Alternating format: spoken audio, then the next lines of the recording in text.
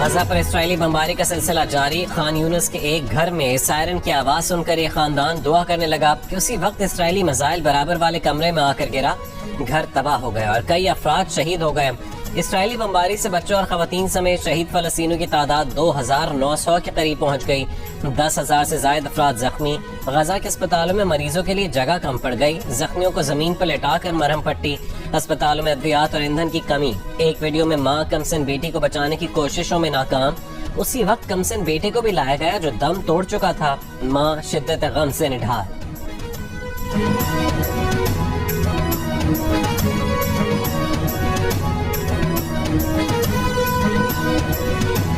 Lebanon की मज़ाहमती तंजीम Hezbollah के Israel पर शदीद हमले। ज़रत पर इसराइली टैंक को गाइडेड मिसाइल से तबाह करने की वीडियो जारी कर दी। हमले के वक्त टैंक में मौजूद फौजियों की तादाद मालूम नहीं हो सकी। हिज़्बुल्लाह ने एक और इसराइली टैंक को तबाह और 2 फौजियों को हलाक करने का भी दावा किया है। हिज़्बुल्लाह ने सरहदी इलाकों पर इसराइल से लगाए गए निगरानी के कैमरों को भी खुदकार हथियारों से निशाना बनाकर तबाह कर दिया।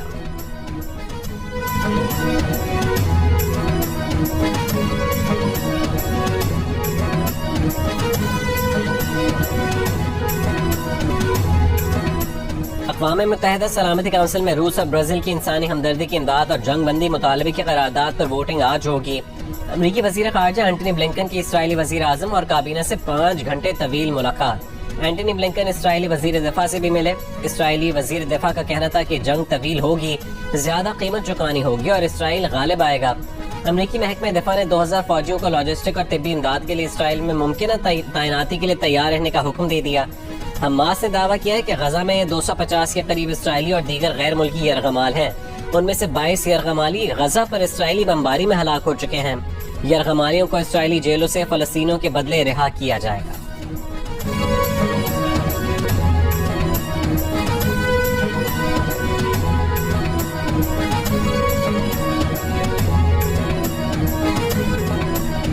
गजा पर इसराइली बमबारी और मजलूम फलस्तीनियों से इज़हार यकजहती के लिए दुनिया के मुख्तलिफ हिस्सों में मुजाहरे जारी।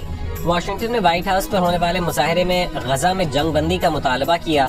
मगरबी किनारे में गजा के हमवतनों से इज़हार यकजहती के लिए रैली निकाली और इसराइली जारहियत बंद करने का मुतालबा किया।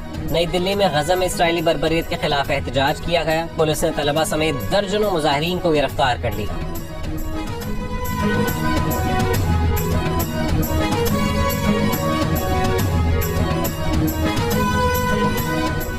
बेल्जियम में एक शख्स ने 2 अफराद को गोलियां मारकर हलाक कर दिया।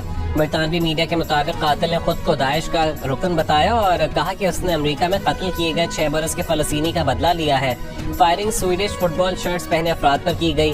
हमलावर ने पनाह लेने के लिए इमारत की जानिब भागते लोगों का पीछा करने की भी कोशिश की, ताहम बाद में वो मोटरसाइकिल सवार हमलावर फरार हो गया। फायरिंग के सबब बेल्जियम और स्वीडन का मैच रोक दिया गया। गुज़श्ता रोज अमेरिका की